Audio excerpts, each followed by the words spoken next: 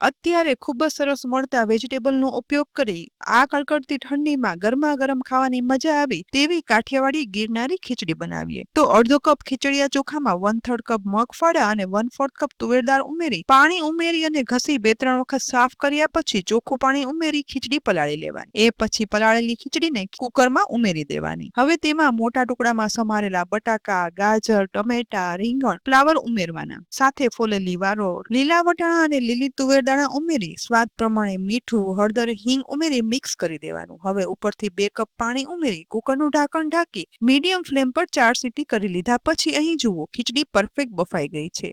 તો આ વેજીટેબલ ખીચડીમાંથી ગિરનારી ખીચડી બનાવવા માટે એક સ્પેશિયલ વઘાર કરીએ. 2 ટીસ્પૂન તેલ અને 1 ટીસ્પૂન ચોખ્ખું ઘી ગરમ કરી તેમાં જીરું, આખા સૂકા મસાલા, હિંગ, મીઠો લીમડો ઉમેરી વઘાર સરસ સાતળ્યા પછી તેમાં લીલું લસણ, આદુ અને લીલા મરચાં ઉમેરી અને સરસ સાતળી લેવાના. સાથે સમારેલી લીલી ડુંગળી પણ સાતળ્યા પછી મસાલામાં અડધી ટીસ્પૂન લાલ મરચું પાવડર, 1/8 ટીસ્પૂન હળદર પાવડર, અડધી ટીસ્પૂન ધાણા જીરું પાવડર, અડધી ટીસ્પૂન ગરમ મસાલા પાવડર મિક્સ કરી દેવાનું.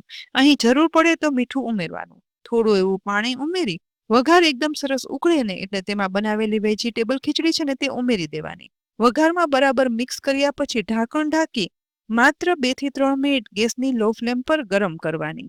એ પછી ઢાંકણ ખોલતા જુઓ એકદમ સરસ સુગંધ સાથે એકદમ તીખી ટમટમતી સુગંધીદાર તૈયાર થઈ ગઈ છે ગિરનારી ખીચડી. આ શિયાળામાં ઠંડીમાં ગરમા ગરમ બનાવી અને ખાઓ. ઉપરથી થોડું એવું ઘી ઉમેરો એટલે ખરેખર ખાવાની મજા આવી જશે.